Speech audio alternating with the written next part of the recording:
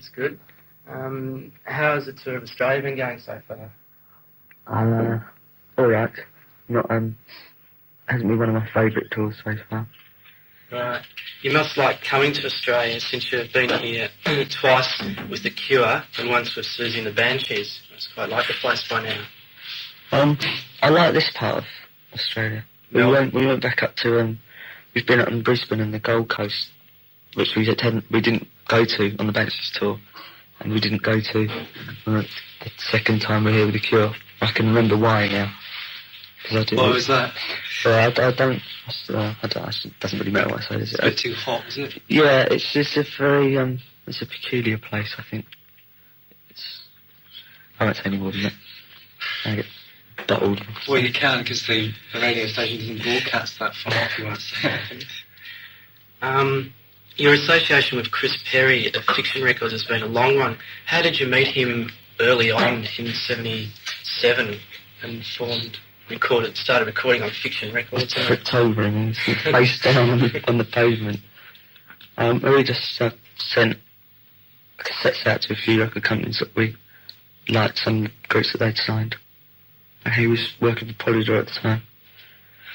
And he decided to ask us if we wanted to be on Fiction, as he was going to start the label. Foolishly we agreed. And it's been downhill ever since. He's currently being sued for gross mismanagement and loss of earnings. Because at that time, a lot of the punk bands in 76, 77 were finding it hard to get a record label to sign on. I've always thought of The Cure as a sort of post-punk band that came out of what happened in 76, 77 in England. So I guess it must have been quite hard to sort of get a label and get established at that time. It was easier. I think it was easier than it is now. Right. But there's always like 90% of groups that signed are usually terrible. So it was the same then, and it always has been the same.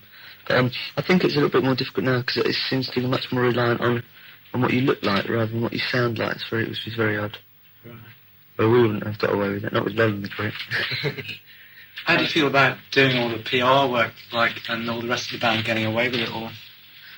Well, the rest of the group strangely they think I'm getting away with it because I don't go to the sound check and I just waltz in at the end. They think that they all seem to think that I disappear to the beach when they're doing the sound check.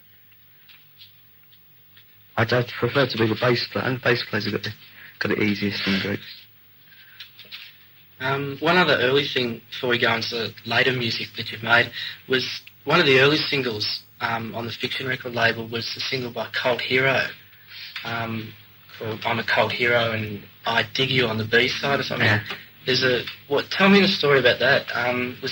Was that you singing and doing it all? No, that was... it was under a different name. No, it was a postman so and Michael used to live in Hawley, and Simon and Matthew all used to live in this little town called Hawley next door to the town that I live in, which is Crawley, and Frank was a postman there, and we'd known him for years. He just used to be in the pub, and he was really fast, you see, and he used to think that he would make a good #1 matinee idol, you see, so we just arranged to go into a studio on a Friday night instead of going to the pub, and we just recorded the backing track during the day. Lol played drums, Simon played bass, and me and Paul's in the group now, played guitar, and then everyone came along from the pub and sort of settled down and got completely mortal, and then he sang. In fact, we made another one after that, but it wasn't released. Oh, right. Called See the Children, Feel the Children, and it was a bit of a dangerous song, so. What do you think of the mainstream He's music? still a postman, by the way. It didn't work. Right, a bit of an obscure single sort of thing. Yeah, it is. What do you think of the mainstream music today? All the funk disco music that seems to be cramming into the charts and all that sort of club disco sort of 12-inch releases. Like, I think I read in an interview a while ago you said that you thought The Cure were one of the only bands that had made the charts recently that you thought were producing any good music. Did I say that? What an incisive comment that was. I must have got up late that day. I don't listen to it very much, so it doesn't worry me one way or the other. I don't care if people make it, if people listen to it. I'm not that much of a fascist yet. What music do you listen to? What bands do you like at the moment that are playing around? in the world. Oh dear. Travel around. Very few. I keep being given demo cassettes wherever I go, but it's very rare that I ever hear something. There's a good group called Corpses as Bedmates that I was given.